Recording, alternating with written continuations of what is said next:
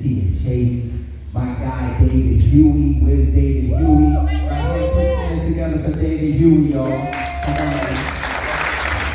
Yes, come on.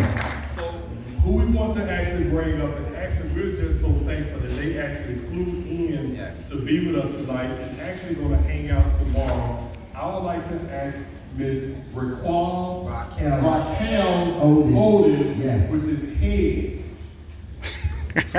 of network expansion. There you go, baby. yes. Network expansion. Welcome her. This is a very important conversation. Yes. Thank you. So, on behalf of JP Morgan Chase, I have the honor of leading across all of our networks. That's our 4,700 branches across the country, our 50,000 employees.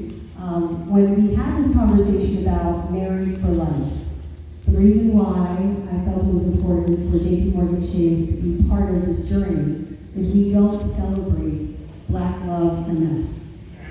And at the core of it is what you were talking about, which was honest dialogue.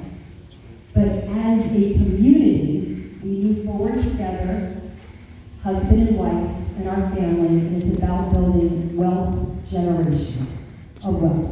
And so what we want to talk about at JP Morgan Chase, I've had the honor of, more importantly, my husband can make it tonight, but I've been married for 25 years. My parents have been married for 53 years, so when you know better, you do better, and I have a wonderful role model. And my husband's parents have been married for 60 years. And I have a daughter who's now turning 21, who understands the importance of family. And when I think about what you're seeing here on the stage about the honesty of marriage, but very importantly, is the unity of Black families. And as part of that, I really want to tell you my personal belief in life is about wealth creation and building financially healthy communities. And it starts with all of you here in this room as stable couples. And what you take back and do for your community, which is going to be critical. So, part of what we're talking about here is you guys know we have many wonderful people across the country that can help. But I do have the pleasure of also leading our community efforts. And I have one of my very important colleagues who's part of my team, Michelle Lawrence, who's also a preacher. She will not preach tonight, but she leads our community efforts across 25 of our states across the country. She does this and goes on the road, and I flew in from New York. She flew in from Philly to be here, and it's Ronnie, Dave, who actually brought this to our attention to say this is what you guys were doing. And he said, we come check it out, but very importantly, we wanted to support it and the fact of what it stands for. And it's about building community and wealth. So Michelle will share a little bit about what she does across the country for us. So thank you. Good evening. I guess I have to use my preacher voice. Good evening. So glad to be here with you and to celebrate Married for Life. I too agree with Raquel. There's nothing better than celebrating Black love. I am the product of a family who's been married for 54 years. So when you get in a room where folks are celebrating that, it is exciting for me. I have the privilege, let me just tell you, there are not a lot of Black women in charge at our institution, so I want to just celebrate Raquel Odin.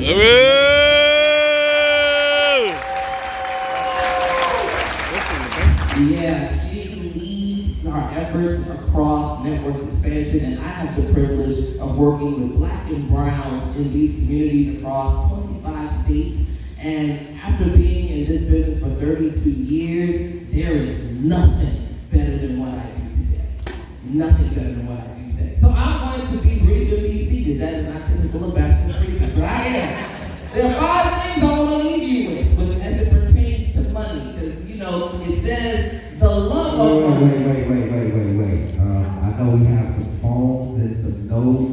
We might not have any paper, but this is important. We need to make sure we have some takeaways. A lot of the times we have meetings, but we don't take away anything, and work on it. So please, if you have notes or whatever that is in your phone, she has 5 things. Thank you so much.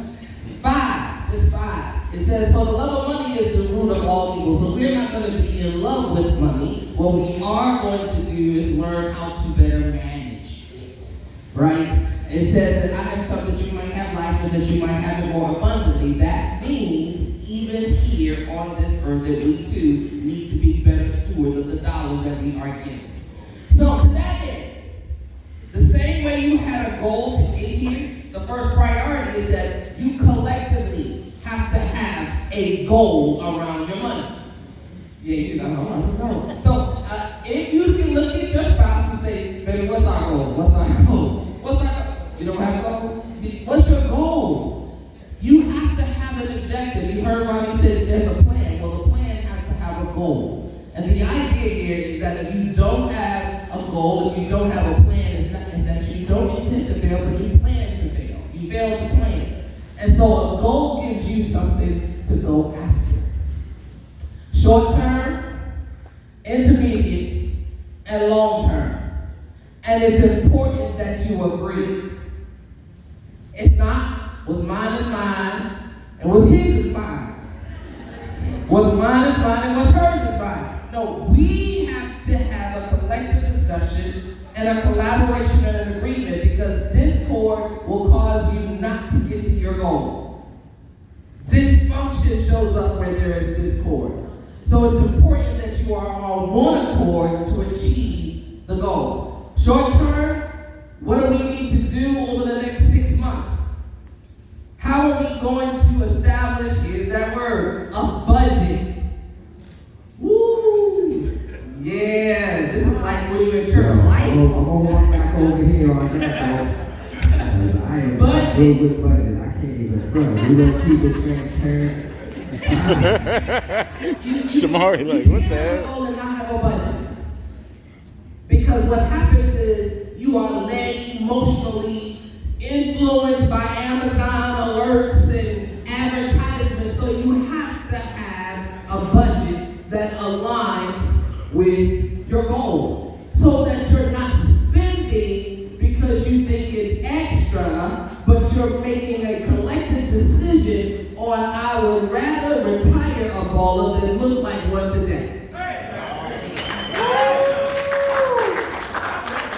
Okay? There needs to be this new methodology of I own what I wear, not I purchase what I wear. Right? So if I have an Apple phone, I should have Apple stock. Ooh, yeah, I'm gonna sit down. That's not gonna be brief. But that's the idea, right? That's the idea. If I'm rocking Adidas, why don't I own Adidas? At least you'll be purchasing from yourself because you're a shareholder. Right? So, second thing, discipline. Yeah, not only do you have to have a goal, you have to have the discipline to stay within that budget. That means that you need to ignore all the sales. It is meant for me, Jesus. It's 50% off. No, it's not. No, it's not. It's not in your budget. The idea here is that the closer you get to that goal, make a decision. And I'm telling you that it's not always easy. One of the things I had to do was label my accounts. I used to put on my account vacation, or I would put on my account, well, now I don't have to, but it says retirement. And every time I was tempted from my vacation or from something that was important, like I was weight saving for a home, when I went to that machine or when I went to make a withdrawal, it would show up as, this is your house money. Yeah. Do you really need that dress over your short-term goal of getting a house?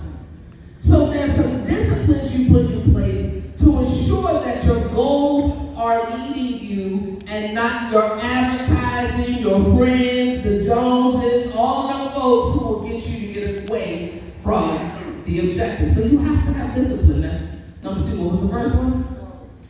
Yes! All right, Ricky. Second one? Discipline. Third one, stay in your lane. Some of y'all, who bowls in here? Any bowlers?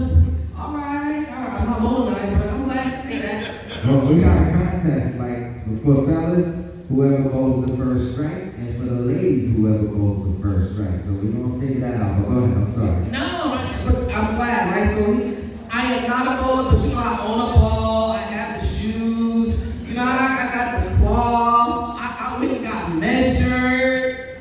Do not look for me to throw any balls down the lane, okay? But the idea is that you understand that this is the lane you need to throw your ball down in order for you to qualify for any other pins that get knocked down. If I step over here and I was supposed to be over here, then I'm out of order. Do not allow other people and their perspectives and how they're using and spending their money and making their investments influence you to come away from your goal. Hear it, don't necessarily go do it. Listen, but it doesn't mean it's for you. Stay in your lane. If the Joneses did something different and now they have this multi-million-dollar house, celebrate them and say, I'll see you on the next time. Do not think you need to quit what you're doing to adopt and get in their lane. Because you're forfeiting what's for you. So, what was that? Yes. Then the last piece. Oh, not the last. Number 4. Get sound advice. Get sound advice. Ray is not sound advice. Mama and them ain't sound advice. Okay? You need to have a conversation. You know, I was told a long time ago, stop talking to broke people when you want to be a millionaire. Right? So you cannot have conversations with those who are not millionaires on how to become one. If you are not savvy in how to handle your finances, seek advice. Get sound advice so that you can establish a plan that allows you to build a budget so that you will have discipline to stay in your lane. Now, what did I just say? What's the last one? Number 4? Don't talk to Pookie. Don't talk to Ray Ray.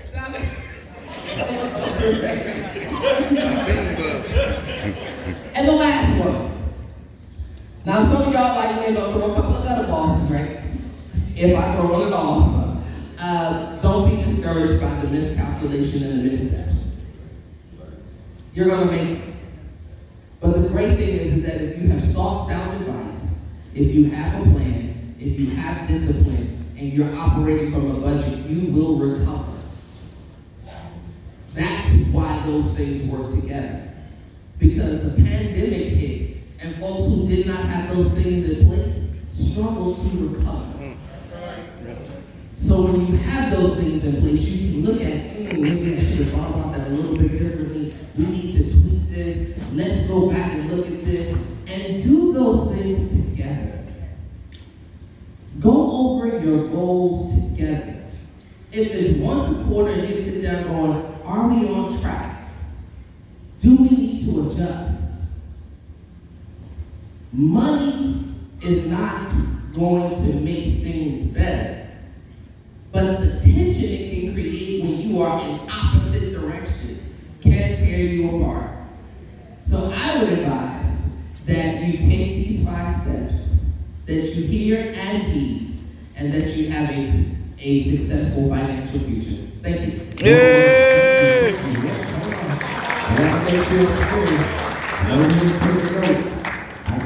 I got goals, I got discipline, I got stay in your lane, I got sound advice, and then number 5 is Don't be discouraged. don't be discouraged. So I just want to see if there's any questions for Michelle.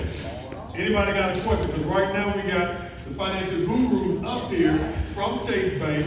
So anybody got a question? Because this is a time. Yeah, since you can't talk to Pookie, get her number. Okay. All right, so it's no question. For real, you know. I mean, this Question? put it like, Sure. I can promise you, you wouldn't get to talk to them. If you have money together and let's say a relative